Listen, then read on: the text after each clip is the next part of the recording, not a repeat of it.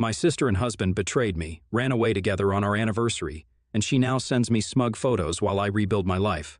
My husband Caleb, male, 45, and I, 42, female, have been together for almost 10 years, married for 8. In the beginning, we were just so happy, you know? Every moment together was a piece of joy, filling our days with laughter, dreams, and all those little things that made us love each other even more. We were a team, tackling life side by side. Our smiles were contagious, and everything felt a bit better when we were together. Anniversary after anniversary, we soaked up the love we had, cozy Sundays and random date nights that just made everything feel right. Life was simple, and we loved every second of it. But out of nowhere, things started to change.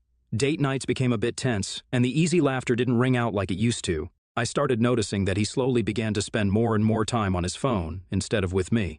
Date nights weren't as carefree anymore. There was this tension in the air. The happiness we had started to slowly disappear, and I couldn't shake the feeling that our relationship was slipping through our fingers. The intimacy we once had was slipping away, replaced by a growing distance that felt impossible to bridge. I started to suspect that Caleb might be having an affair. The late-night phone calls and mysterious messages got too frequent for me to ignore. I questioned the changes in his behavior, the way he seemed distant even when we were inches apart. But Caleb dismissed it, saying that I was reading too much into his behavior and that he was just busy at work. In my gut, I knew it wasn't just paranoia. It was a sense that our marriage was taking an unexpected turn. One day, while my husband was out walking our dog, I was doing his laundry and spotted a lipstick smudge on the back of his shirt. A chill ran down my spine. It wasn't just suspicion anymore. This was a very tangible sign that he had been intimate with someone. The reality of it hit me, leaving a knot in my stomach and a sense of unease that lingered in the air. Given Caleb's history of gaslighting and deflecting my suspicions, I chose to keep my mouth shut and not immediately question him about it, opting for a silent investigation. I delved into his laptop, my heart pounding with anticipation. Relief washed over me when my search yielded no incriminating evidence against my husband. For a second, I could feel the weight of my suspicions ease, but as the pieces of the puzzle floated in my mind, I couldn't shake off the memory of that lipstick smudge on Caleb's shirt. It dawned on me. It couldn't have been just a random accident. After all, he wore a suit over his shirt every day for work, hence the perplexing lipstick mark on the back of his shirt couldn't be dismissed as a mere coincidence. I grappled with conflicting emotions, torn between the happiness of not finding anything and the persistent gnawing, feeling that something was amiss. On a Friday evening, I decided to surprise Caleb with a dinner date, hoping to rekindle our connection and perhaps delicately address the lingering question about the mysterious lipstick on his shirt. Eagerly, I headed to his office to pick him up, envisioning a night of connection and joy. However, my excitement soon turned to disappointment when a message from him claimed he would be working late due to an overwhelming workload. I sighed, accepting the change in plans without informing him that I was waiting for him downstairs. As I was just about to leave the vicinity, to my surprise, I saw Caleb exiting his workplace. I was confused as this conflicted with his message about a demanding workload. Puzzled, I watched him get into his car and drive away. Instinctively, with curiosity stirring within me, I decided to follow him. Little did I know that what I was about to see would shake me to my very core. I followed him and watched him pull into a bar. I was confused as to what he was doing there and why he was lying to me about it. As I discreetly observed him at the bar, my worst fears came to light. He was going up to different women, chatting with them casually, exchanging numbers nonchalantly. The sight was beyond shocking, to see how at ease he was around other women, given that we are married. Driven by a mix of disbelief and desperation, I decided to discreetly approach a woman Caleb had just exchanged numbers with. She had come out of the bar and was probably waiting for her Uber. I went up to her and straight up asked her about Caleb. With her eyebrows raised, she asked if I knew him, and I replied that he was my husband. Her eyes widened in shock, and she promptly confirmed my worst fears. Shockingly, she disclosed that Caleb had portrayed himself as a divorced man who was going through a tough time. He had made up a sad story about himself and his imaginary ex, who had apparently cheated on him. I was beyond disgusted to hear the truth about my husband. I couldn't believe that he was going around lying to strangers just so he could hook up with them. The realization hit me like a gut punch, and I felt an overwhelming urge to puke.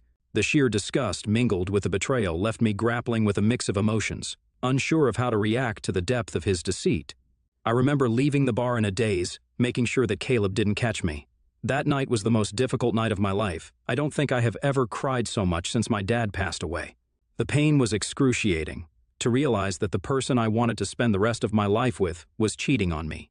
And the worst part was that he didn't betray me because he was in love with someone else, but he had betrayed me for meaningless flings with random women, made the betrayal even more painful.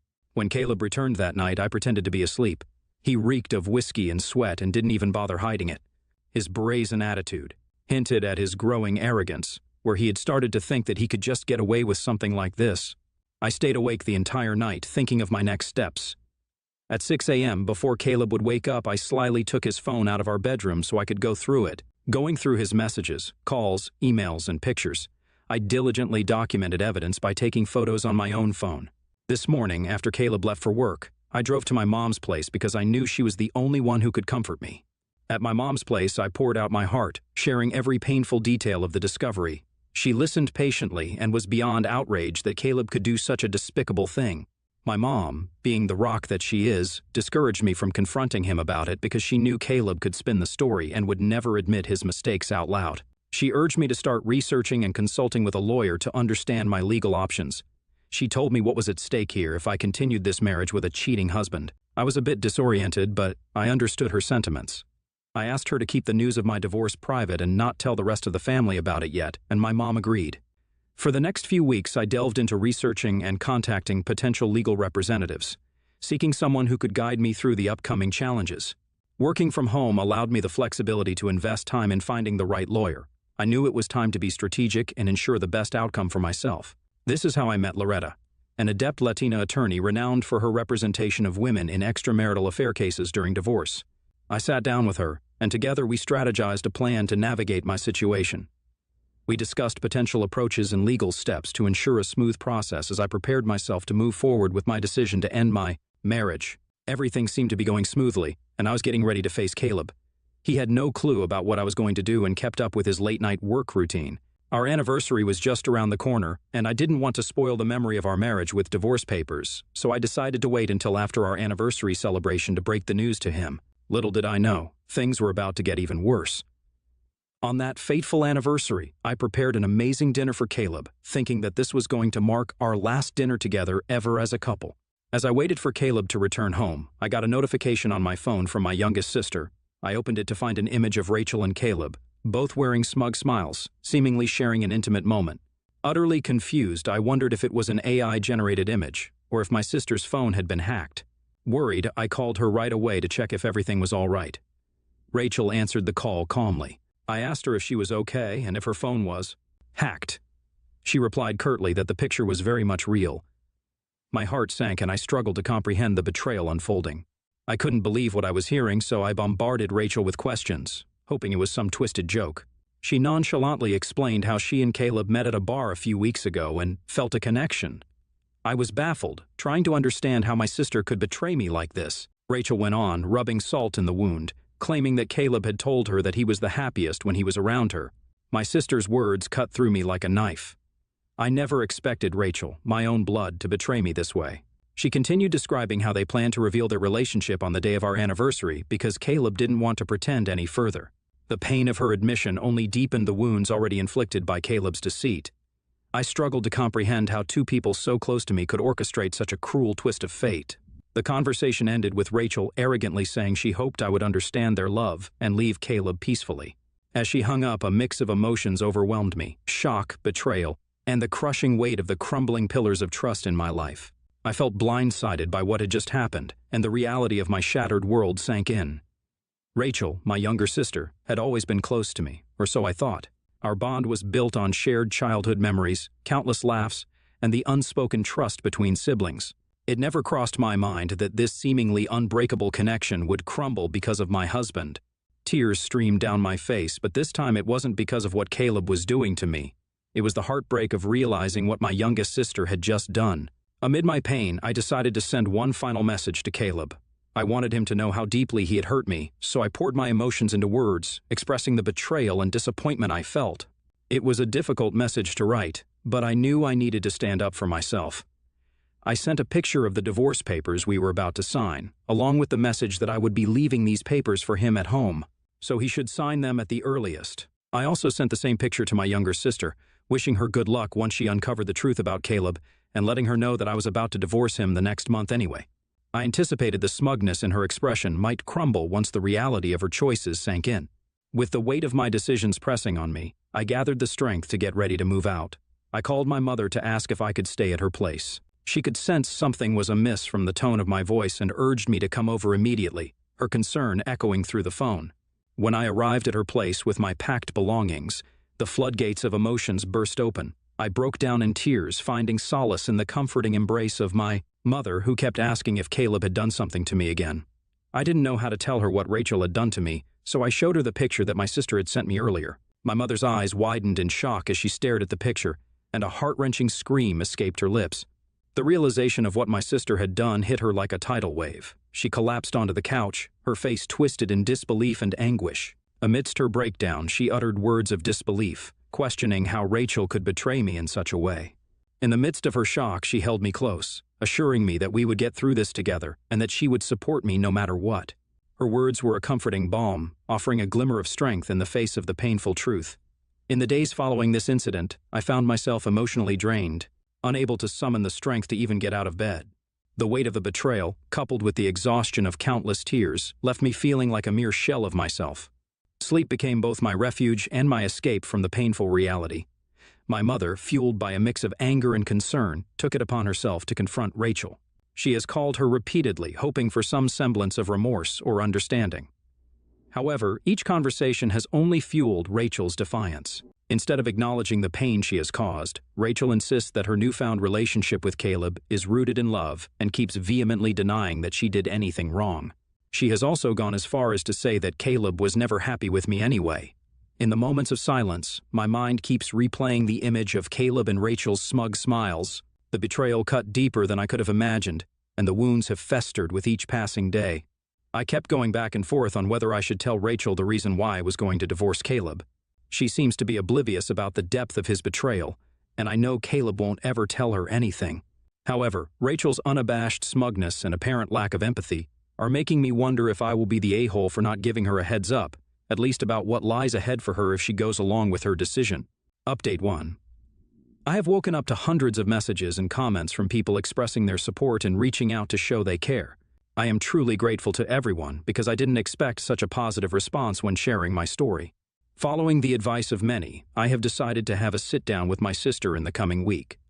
As her oldest sister, I feel it's my responsibility to share my perspective and reveal the truth about Caleb. If, after hearing everything, she chooses to stay with him, then that's on her, and I won't let it bother me any further. I will be meeting with my lawyer today to update her about this ongoing situation, as we will be required to disclose everything during our divorce proceedings. Caleb sent me a text informing me that he signed the papers and would be filing them. Curiously, he questioned how I managed to prepare the papers so swiftly, oblivious to the fact that my awareness of his infidelity had led me to prepare our separation long before he even acknowledged the situation. I didn't bother replying back to him. Hopefully, we can initiate the process of separation in the next few weeks. My family members are now aware of the situation, and they all stand firmly by my side. They are disgusted by Caleb's infidelity with multiple women and express concern for my sister. Forgiving her for being involved with someone else's husband is something they find incredibly difficult, given the gravity of the situation. I'll update next when I meet my sister in the following week. Update 2, as I had mentioned earlier, I decided it was time to have a heart-to-heart with my sister, so I reached out to her. I made it clear that I wasn't looking for a fight, just an honest conversation.